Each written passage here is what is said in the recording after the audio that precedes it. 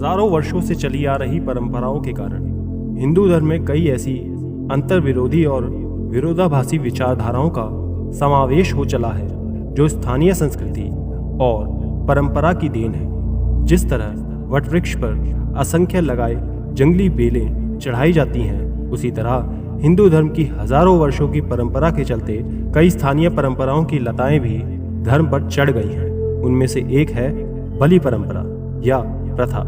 आज हम आप लोगों को ये बताएंगे बलि प्रथा सही है या नहीं, बलि प्रथा है क्या और क्यों दी जाती है। तो दोस्तों, ये बलि देवताओं को प्रसन्न करने के लिए बलि का प्रयोग किया जाता है।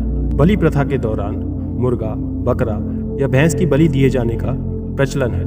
हिंदू धर्म में खासकर माँ काली और काल भैरव को बलि चढ़ाई जाती है। उन्हें बलि चढ़ाने के लिए कई तरह के तर्क दिए जाते हैं। अब सवाल ये उठता है कि क्या बलि प्रथा हिंदू धर्म का हिस्सा है? तो दोस्तों, यदि वेद पुराणों की माने तो नहीं, और यदि अन्य धर्म शास्त्रों की माने तो हाँ। हालांकि वेद, उपनिषद और गीता ही एकमात्र धर्मशास्त्र है, पुराण या अन्य शास्त्र नहीं, और गीता इसकी इजाजत नहीं देती, तो फिर ये प्रथा क्यों? दोस्तों, बलि प्रथा का प्रचलन हिंदुओं के साथ और तांत्रिकों के संप्रदाय में ही देखने को मिलता है, लेकिन इसका कोई धार्मिक आधार नहीं है। शाक्त या तांत्रिय संप्रदाय अपनी शुरुआत से ऐसे नहीं थे, लेकिन लोगों ने अपनी इच्छाओं की पूर्ति के लिए कई तरह के विश्वास को उक्त संप्रदाय में जोड़ दिया। बहुत से समाज में लड़के के जन्म होने या फिर उसकी मांग उतारने के नाम पर बलि दी जाती है, तो कुछ समाज में विवाह आदि समारोहों में बलि दी जाती है, जो कि अनुचित मानी गई है। वेदों में धर्म के नाम पर किसी भी प्रकार की बलि प्रथा की इजाजत नहीं दी गई है। यदि आप मांसाहारी हैं तो आप मांस खा सकते हैं, लेकिन धर्म की आड़ में नहीं। पशु बलि की ये प्रथा कब और कैसे प्रारंभ हुई, ये कहना थोड़ा कठिन है। कुछ लोग तर्क देते हैं कि वैदिक काल में यज्ञ में पशुओं की बलि दी जाती थी। ऐसा तर्क देने वाले वैदिक शब्दों का गलत अर्थ निकालते हैं। वेदों में 5 प्रकार के ब्रह्म यज्ञ, देव यज्ञ, पितृयज्ञ, वैश्य देव यज्ञ और अतिथि यज्ञ का वर्णन मिलता है। वेदों में ऐसे सैकड़ों मंत्र और रचनाएं हैं जिससे ये सिद्ध किया जाता है कि हिंदू धर्म में बलि प्रथा निषेध है और ये प्रथा हिंदू धर्म का हिस्सा नहीं। जो इस प्रथा का समर्थन करता है वो धर्म विरुद्ध असुर और डायन का भी आचरण करता है। शायद हो सकता है कि आप भी बलि प्रथा के अंतर्गत हो। आपने तो देखा होगा कि नवरात्र के आखिरी दिन यानी दशहरे के दिन बहुत से लोग जीवों की बलि देते हैं, बहुत ही बेरहमी से उनको काट देते हैं। क्या आपने कभी ये सोचा कि माता रानी, जिन्होंने इस सृष्टि को, इस ब्रह्मांड को गतिमान करने में सहायक सिद्ध हुई हैं, जो इस चराचर जगत के स्वामी हैं, इस पूरे चराचर जगत के कण कण में जो वास करती हैं, भला उन्हें किसी निर्दोष पशु या पक्षी की बलि क्यों चाहिए?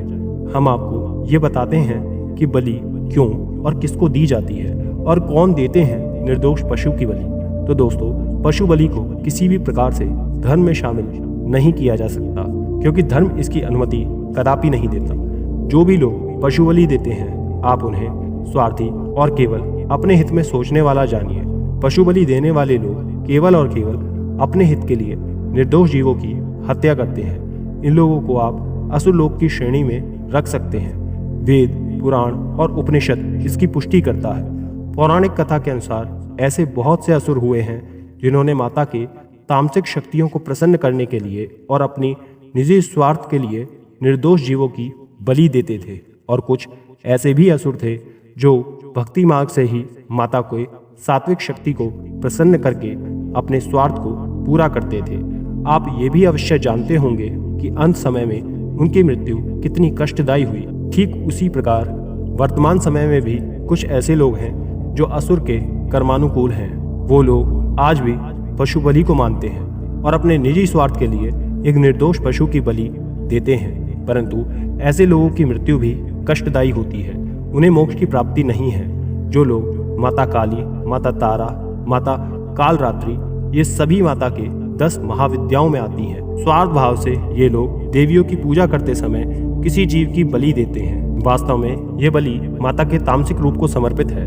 किसी निर्दोष पशु की बलि देकर माता की तामसिक शक्तियों को विवश करके उनसे अपने निजी स्वार्थ को पूरा करते हैं। ऐसे तो बलि प्रथा तांत्रिक क्षेत्र में एक अभिन्न अंग है। यहीं से बलि प्रथा जागृत हुई है, क्योंकि तांत्रिक क्रिया करने वाले व्यक्ति को किसी जीव की बलि देना अत्यंत आवश्यक है।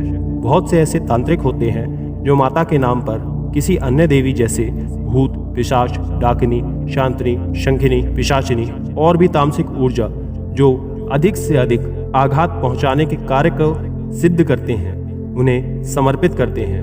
आप ये हमेशा याद रखिए कि बलि वही लोग चढ़ाते हैं जो स्वार्थी होते हैं और अपने निजी कार्य को सिद्ध करते हैं। अगर आप अध्यात्म के मार्ग पर चलना चाहते हैं या फिर आध्यात्मिक शक्तियों का प्रयोग करना चाहते हैं, तो आप निस्वार्थ पूर्ण होकर केवल और केवल परम ज्योति की किसी एक रूप में साधना कीजिए, जैसे कि माता भगवती, विष्णु जी, शंकर जी।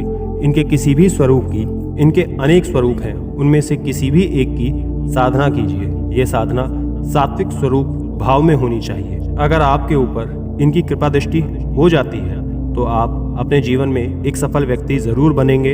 आपको स्वतः अनेक प्रकार की सिद्धियां प्राप्त हो जाएगी। आशा करते हैं जानकारी पसंद आई होगी। स्क्रीन पर दिखने वाली वीडियोस को जरूर देखें, चैनल को सब्सक्राइब जरूर करें। राधे राधे।